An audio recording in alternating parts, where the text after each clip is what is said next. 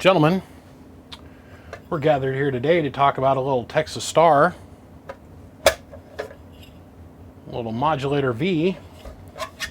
The outside of it's a little dirty, but the inside of it is in mint beautiful condition. Still shiny. All the parts are where they need to be for the most part. Power wires, as always, are a little bit boogered, but they did solder. You got to give them credit where credit's due. They did solder. This plug is technically the right size. It can handle 25 amps, I do feel. It's got a Toshiba 2290 in its stock, so we can all see here. Yep. So somebody has gone in and modified it with this little switch on the back. SSB. These are not actually sideband capable, but they've added a little capacitor to help keep the relay shut. We're going to leave that in place. We just have to understand, you and me and whoever ends up buying this little guy, that this is not set up for sideband. It's just not. I'm going to clean the tin up and see where we end up there, see if we can get most of this corrosion and crud off of here, which normally I can. And I'm going to probably change the power wires out. And we'll be back. Let's get this a test and let's see what we've got to fix, if anything. 100% up for sale though. Give me a minute. Well, this little guy cleaned up quite nicely, I think. So the tin cleaned up pretty good. It's got a couple little scuffs here on the top, but nothing anybody can do about that. I sure wish my friend Frank Beard would hurry up and start making these cabinets. He said he's making his own out of really thick aluminum, and they've got Beard amplifiers all. And I'm like, dude, just punch out the stock Texas Star cabinets with this crinkle vinyl wrap on it, and we'll sell 1 million of them. But maybe, we'll see. Okay, so cleaned it up, put new power wires on it, put LEDs in the front, got rid of the incandescent bulbs. This is the better of the two. I'm going to do another YouTube video for another one. The labels on the buttons are still in place. Like, we don't already know what they do, but let's so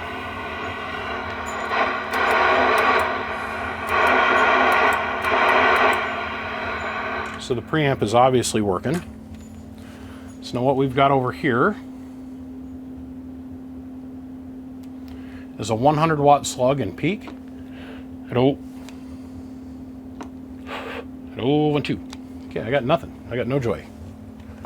Hello, 1, 2. Interesting. Nope, something's not right. Something's got a bad connection because the relay's moving here. Check this out.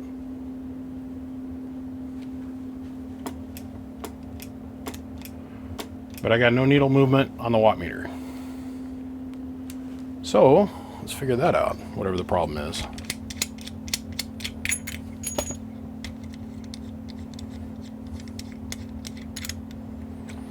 So first, let's dismiss the obvious.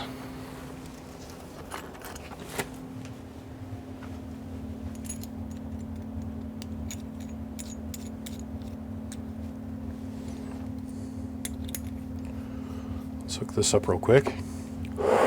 Audio 1, 2. Okay. It's still attached. That's still attached. We have a problem here. No RF going through the amplifier, I guess. Which could be a myriad of different things. Let's hook this back up. So we know we got RF going through, and then up through the switch, and then through the relay, and then and nothing going out to the out. Hello, 1, 2, 1, 2. Our input schwir is through the roof. Look at this. Hello. Okay, so give me a minute.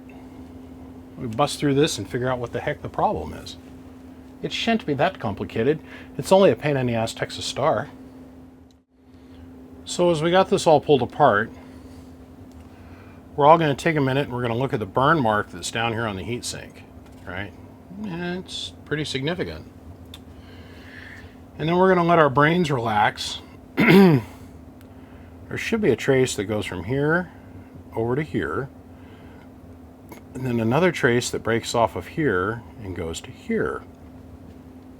They are gone. The other thing I noticed is that the inside of the relay connection is black. So, and this has all been burnt.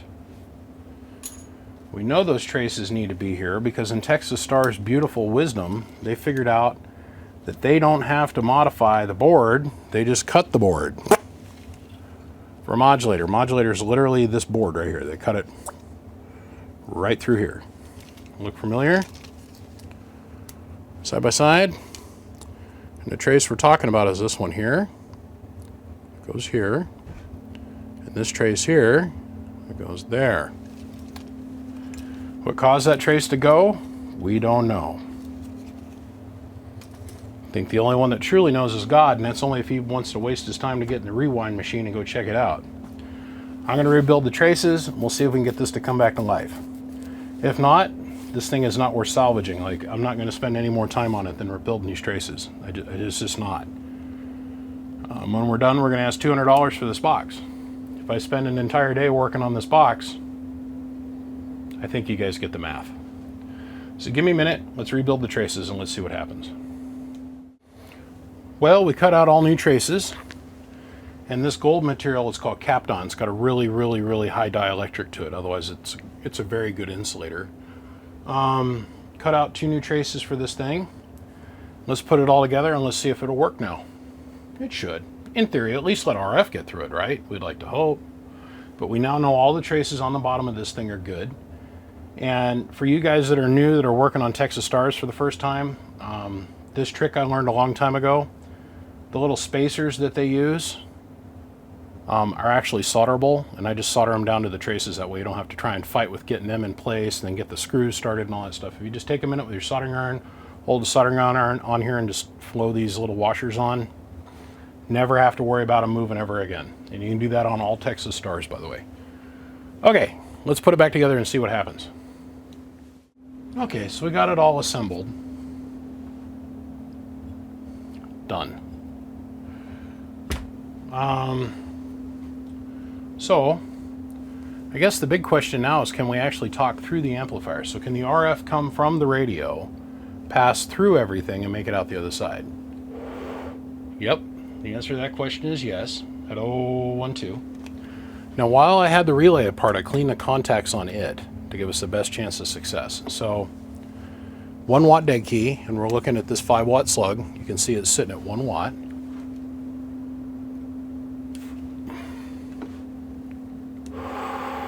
A little over 5 bird. Making about 20 watts worth of drive. So 1 watt swinging to 20. Let's go ahead, we'll turn this around the other direction. So now we can hear through it and we can talk through it. I bet the preamp works a lot better now too here. Okay. Let's see if we can actually transmit through it. Oh, we got power. At 1 2 1 2 1 2 1 2. The input SWR isn't that bad.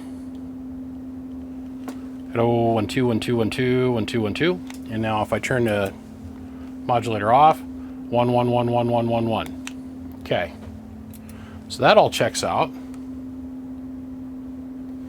So right now we are on 12 volts at 1 2 1 2 1 2. At 1 2 1 2. See what happens when we turn the volts up. We'll go up to about 14.8, 14.9, somewhere in there. We're going to bury that 100 watt slug in the corner. Watch. Yep, off this chart. So we'll go up to 2x.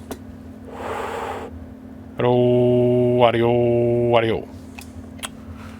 So in 2x, as we all know, it's right there between the 40 and the 60 on the 50 mark is 100.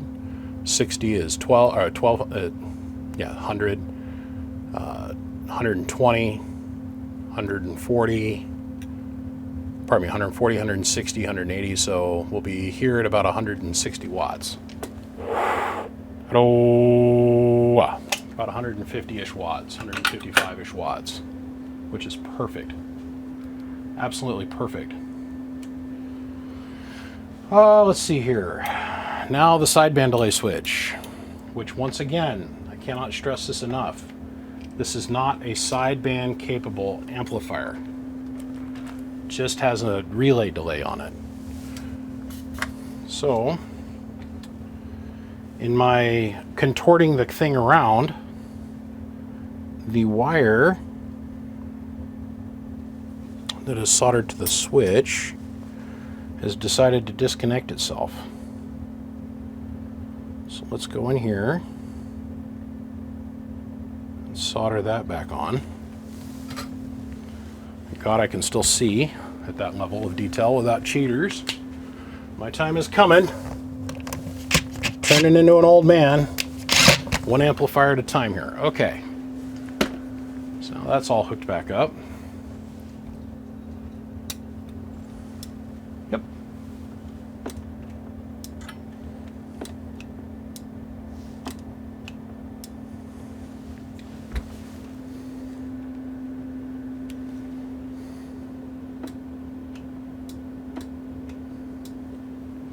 Turn the delay off. Simple, right? Okay. Well, this all works. This amplifier is back from the dead. So, that's it. We're done with this beautiful little gem. On to the next one, and on to the next one, and on to the next one after that. So, we're going to ask $200 plus the ride for this little guy. And it's in a 9 out of 10 state.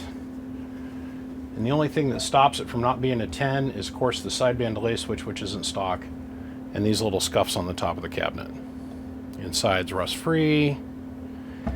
And I want to go over to my good friend Ace, Ace Hardware, and get brand new stainless steel hardware for this, that then I go ahead and I paint black so it never can rust. It's better than the black erudite coated or whatever bond finish they put on it, which will always rust.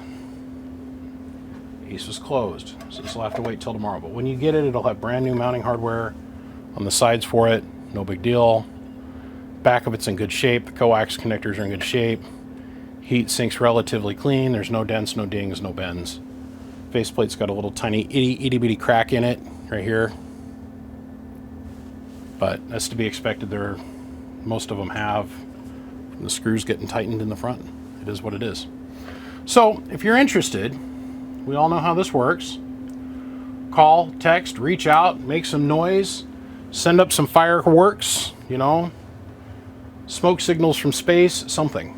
Give me a shout, and I'll make sure this little guy comes right to you.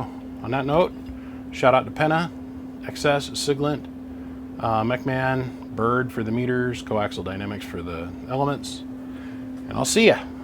Give me a shout if you're interested. Click, click.